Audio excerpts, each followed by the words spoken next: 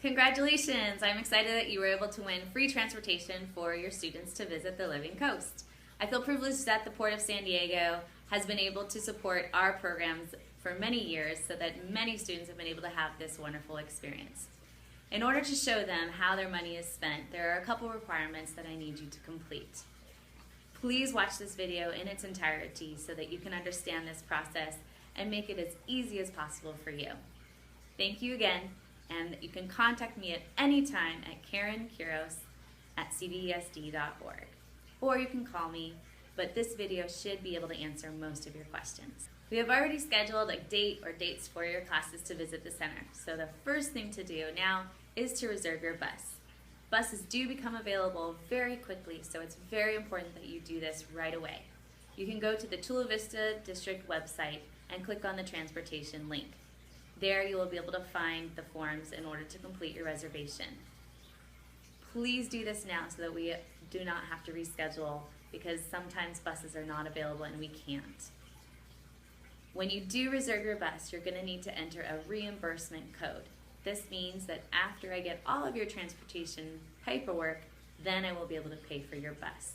The code is G000-995-1100, and then your site code. You should be able to get your site code from your school secretary if you are unsure of what it is. Your transportation will only get paid for when I receive your actual documents.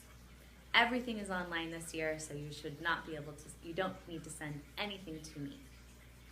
When you are completing your registration form, please go to the special instructions box and write in, "Please send invoice to Karen Kiros at Living Coast."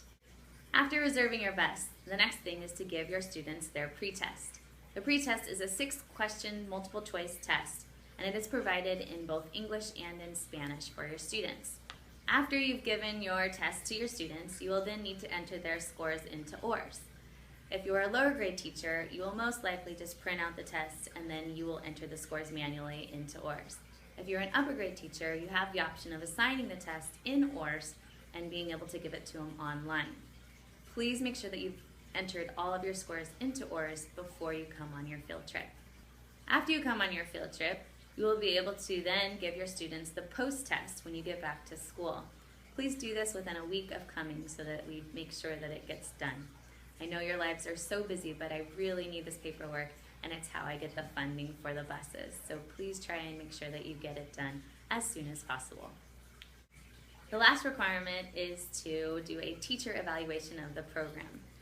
This link to this survey is actually online right here on this website, and I do need one evaluation per teacher that attended.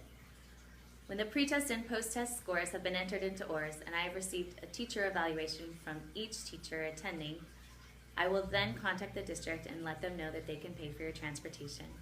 If I do not receive all of the requirements, you and your team are going to be responsible for paying for the transportation. After I received all of your requirements, I will send you an email letting you know that your transportation has been paid. I have one last request. Every couple months, I need to send a progress report to the port to let them know how our program is doing. I would love to include photographs of your students during their activities here at the Living Coast. If you could please check and find out which of your students can and cannot be photographed before you come on your trip, it will really help me out.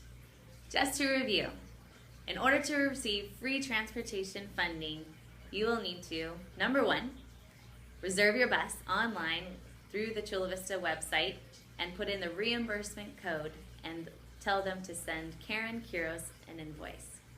Number 2, please give your students the pre-test before you come to the center and enter their scores into ORS. Number 3, after your field trip, please give your students the post-test and make sure that their scores get entered into ORS.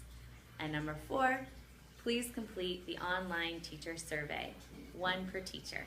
Thank you for listening to this video. I hope that all of your questions were answered. If not, please give me a call or contact me via email, and I will help you through the process. Thanks again, and congratulations.